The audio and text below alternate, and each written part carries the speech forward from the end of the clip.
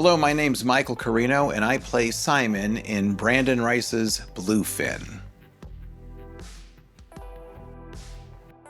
I am from Wadsworth, Ohio, which is a little city, a suburb of Akron, which is a bigger city, a suburb of Cleveland, and I'm in a state called Ohio, which is part of the United States.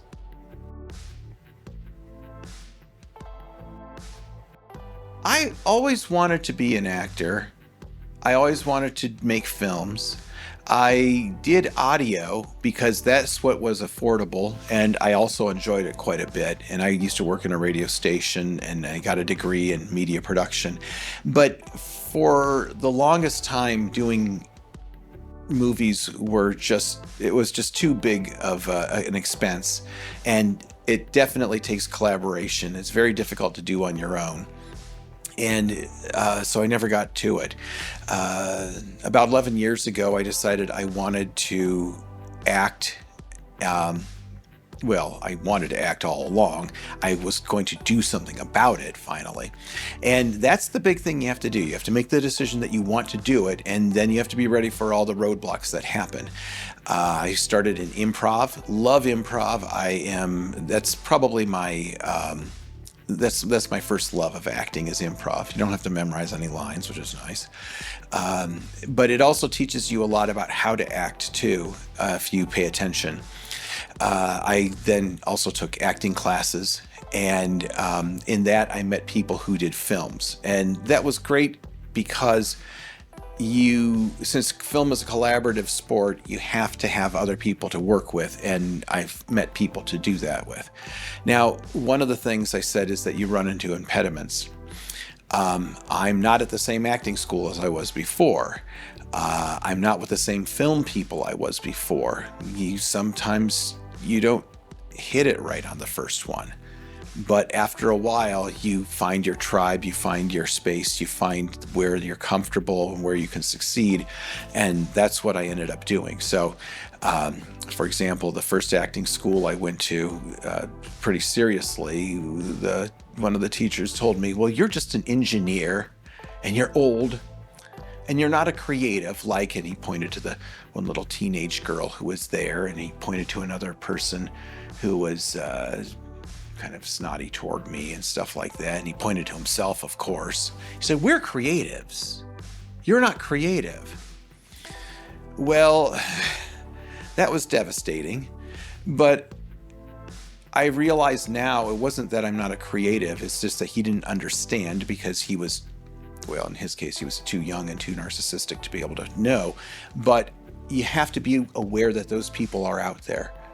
And when you run into them, move around them. You can find somebody who's going to work with you, most likely. And do that. Don't be discouraged by the first people who you meet disappointing you that way. I've run into a lot of those, but even more so, I've run into a lot more people who I can work with, and acting schools that will believe in me and that have taken what I have and worked with it and brought me to acting. And by the way, after I switched schools, I've been in a lot more films, which is great. The thing you want to keep in mind is that everyone who's in this business has come through a unique path. It's not like being a lawyer or an accountant where 90% of all lawyers come through the same exact path, or 90% of accountants all come through the same path. And I'm not putting those professions down at all. It's just that those are kind of well-honed paths, and film is like the Wild West, and it's become more like that because of the cost of entry being lower, the distribution being different, and lots of different things. And so there are lots of ways of getting into it, but you just have to find yours. And one other thing about when you start older, and that is that there are a lot of things you have to unlearn. And this is the thing that a lot of times some acting schools don't get. When you're starting with people who are in their teens or 20s, they don't have a lot in their heads yet. They don't have a lot of life experiences, and they don't have a lot of ingrained habits and ways of doing things. The one thing you do bring to it if you're older is that you bring life experience. In playing the role of Simon, I had several life experiences that made it way easier for me to play that than some of my colleagues would have, because they just didn't have the life experiences I had.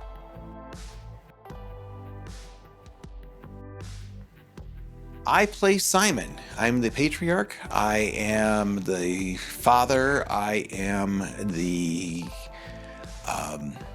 guy with a secret. And it was pretty fun to play Simon. I have to admit it was pretty easy because I looked at what Simon is. Simon is the father. He is controlling. He is sarcastic, and he is condescending. So let's see here. Father, check. Controlling, yeah. Sarcastic, yes. And condescending is my middle name. So it was a good fit. There were more things I had to do to get into my character, but that helped quite a bit.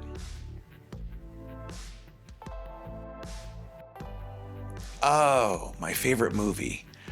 I would probably have to say, going through the top three, you've got The Godfather, of course. I'm Italian, so you've got that. But I also, The Godfather was a big turning point in cinema during the 70s when they made that. There were a lot of things they had to do as far as the process of the acting they did on it was different. They had the process they had to do in getting it produced. They had to make deals with the mafia about, or I'm sorry, you can't say the mafia because that they weren't allowed to say that word in it.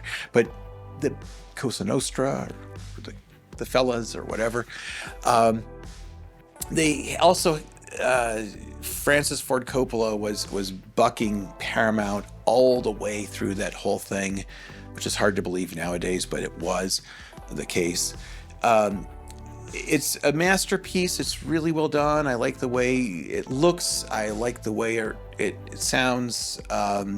And of course, the Italian thing is kind of fun. And I also kind of have a fascination for old mob stories and things like that. The second place I think is This Is Spinal Tap. And again, even though a lot of people think that is kind of silly, it's the process. When I was in college, I took a course in documentary film, and I found it extremely fascinating. A couple years later, I saw This Is Spinal Tap, and I knew these guys weren't really the guys they were in the movie. I mean, Michael McKean was Lenny or Squiggy or one of them. I don't know which one, from Laverne and Shirley. Wasn't even a big fan of that. But I loved him in This Is Spinal Tap. And he seemed so real.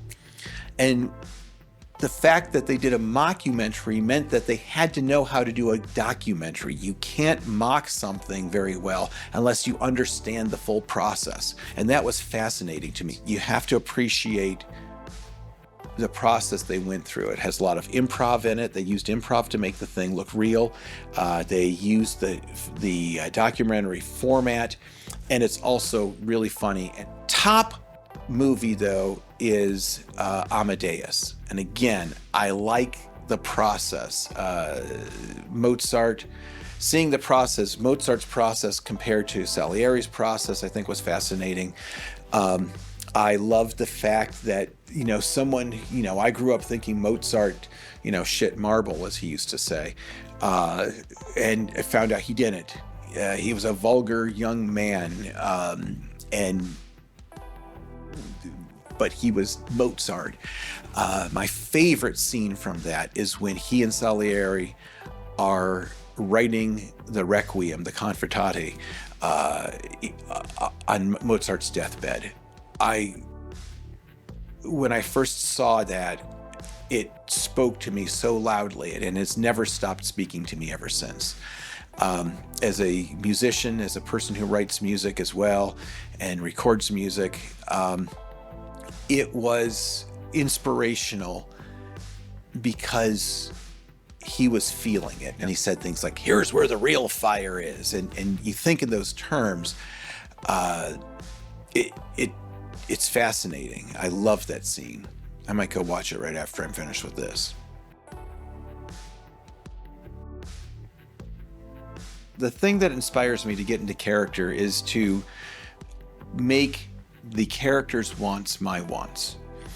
Sometimes you have to use an as if to do that, but the big thing is to figure out what do they want and how do they go about getting it. And I don't want to give anything away in the film, but I can give this away. I'm a father. I have a daughter. Any dads that have daughters, this is pretty common. You want to be around your daughter because they're your little girl. They are probably the female who gets you the most because you share DNA.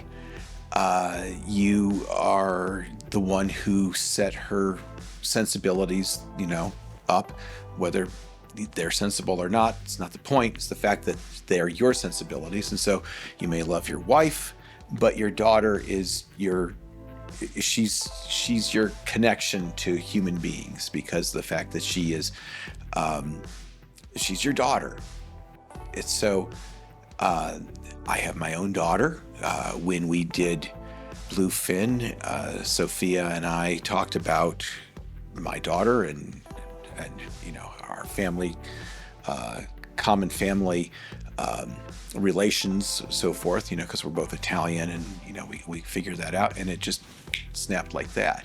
When she walks in the door, I want to see her because she's my little girl. So that was the inspiration.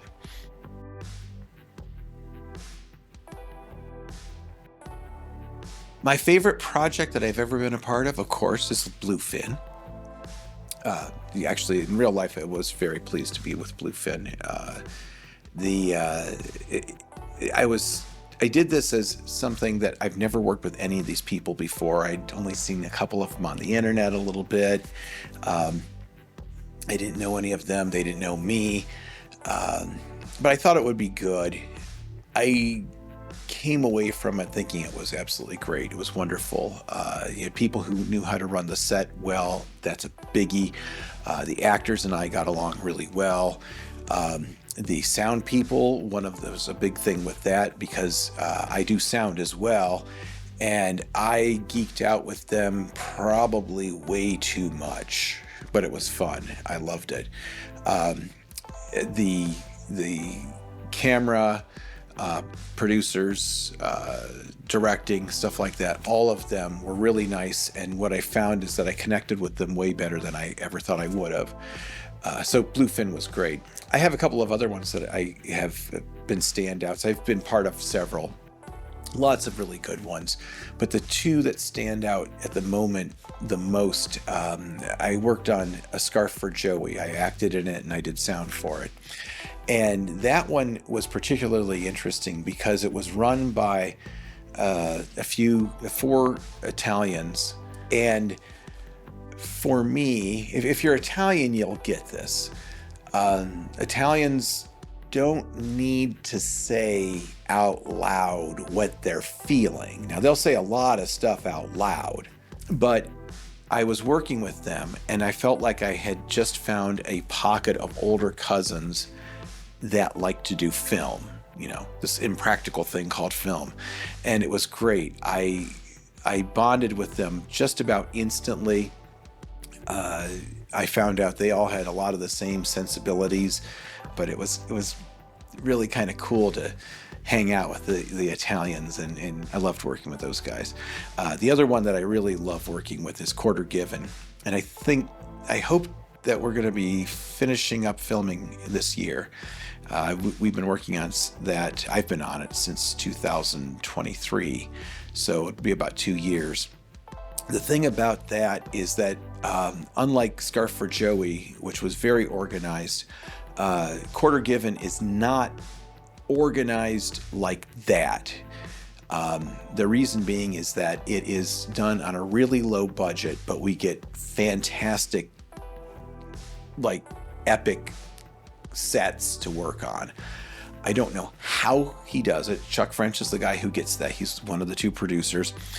We've been in railway museums and on old railway bridges and in clock towers and all sorts of places. On a riverboat. I don't know how he got that, but he did. And it's amazing that he does this stuff. And so we end up going all these great places. And you have to learn how to turn on a dime. You don't know what's going to happen from week to week, but you just know it's going to be exciting. And then the second part about that is that the guy who shoots it and also acts in it and does his own stunt is Matt Zaleski. And Matt, he's very nimble with a gimbal. In fact, the gimbal is his tool of choice, I think. He works so fast and does lighting so fast, but it's really good. When you see the dailies he comes out with, he takes them home and then he colorizes them and does a little bit of this and that and the other thing. They come out beautifully. I mean, it's like, you almost want to lick the page. And I love working with Matt. He's one of those guys who, he's not like the best bedside manner. He's just a little bit abrupt and stuff like that, but absolutely love working with him. He and I work together really well. And he gets stuff done. He definitely gets stuff done. So those two are my other favorites besides Bluefin.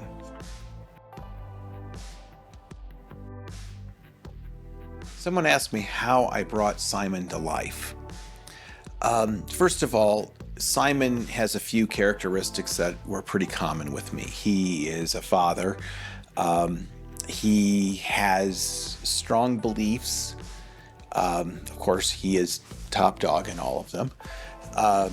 He has a hierarchy that he believes in. I try to subdue that one myself a little bit because I don't want to be unpleasant with people, but I can put things into a hierarchy. And he also is trying to prove himself in a world that doesn't quite understand him. And unlike his wife, who just is what she is and doesn't worry about what anyone else is thinking, Simon does, but he doesn't like the fact that he does, so he will he'll let you know, but he lets it seep out, kind of like if you had a cloth toothpaste tube and you squeezed it really hard and the toothpaste would come out the pores of the cloth. I don't know how many of those they sell in the store. They wouldn't be very sanitary, but that's kind of the way I look at Simon. Part of what I did, though, was I pulled from a couple of different things. So now once I got past my own idiosyncrasies and putting that into Simon, I put a couple of other ones in there too. One of which was, oddly enough, my father.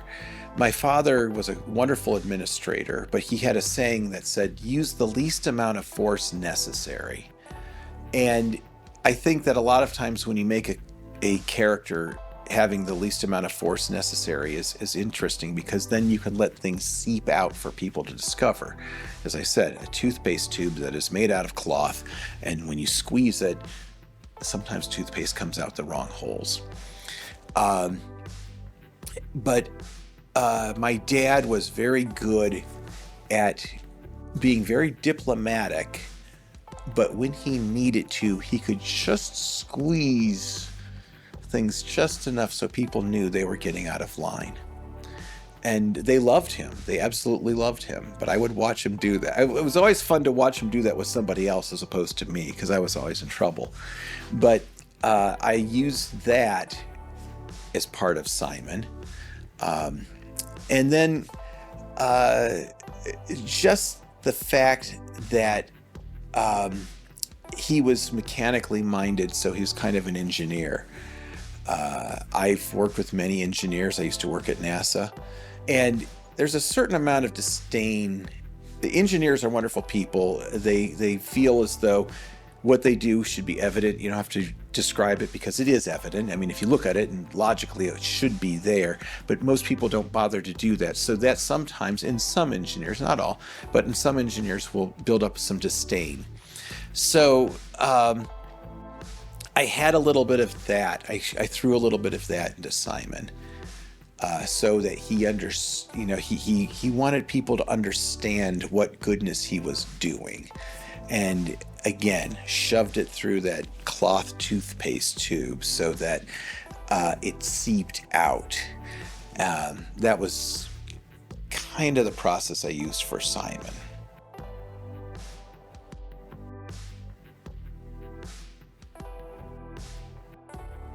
When I take on a role, I generally try to figure out two things. What is that person's background and demeanor? And the second thing is, what does the person want? The background and demeanor is interesting. If you don't have a backstory already, you try to make one up that's going to be appropriate for the character. The reason for that is that you have to know where they're coming from so you know how they're going to act. If you're a dog and you constantly got smacked with a 2x4, you're going to act differently when you're begging for scraps at a table than if you were a dog who got petted and patted on the head every time you asked for scraps. And so that's part of it. The second thing is that what do I want? And knowing what I want and knowing what that means to me dictates how I'm going to go get it. If it means a lot to me, if it's life and death, then I might do things that are more drastic. But you always have to keep in mind that you can't overdo it because then that's overacting. So, how do you let those things seep out? And the way I think you do it is that you have built up a lexicon of characteristics, of properties in your head that you have so that when something happens, you know how to respond to it. I come from improv. And so a lot of times I base how my character acts on improv. A lot of Meisner does the same thing. It's where you respond to what what your partners are putting out there, what the situation is dictating. And you can't do that very well if you don't have a good backstory in your head. Now, do I go share my backstory with everyone else? No. Sometimes I do. If people are interested, of course I'm going to. But a lot of times you keep that to yourself. But you have to have an answer for it. Do you say everything about it? No, you do not. In fact, most of the times you don't say it at all. It just comes out in the character. I do a thing called Dinner Detective, and we have seated actors who are sitting with the people who are paid for this dinner. And a lot of times we are coupled up, and I will ask the other person, what's our backstory? And what we do is we figure out what our backstory is, but most of the times we never touch it. We have it there just in case somebody says something, then we have that kind of as a common background, and then we act on it. But most of it is never ever seen. Most of it's up here. Most of it is up here because that's where things that happen to you are stored as well. And you put some in your heart too. And then with that information, if you have to pull or draw from it, you can, but you generally don't say it. You let it speak for itself in whatever situation comes up. And by the way, anyone who's never been in a movie before, as much as things are scripted and as much as you're supposed to do the same thing exactly the same way each time you do your take, which is not really true, it doesn't happen that way. And so each time you do it, it's not necessarily whether you get the words exactly right, but you have to have that characteristics, the properties, the methods set so that you can draw from them and get the character to come alive for you.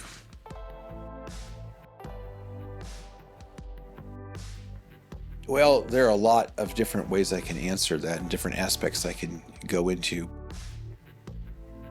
let's start with the first one, and that is story.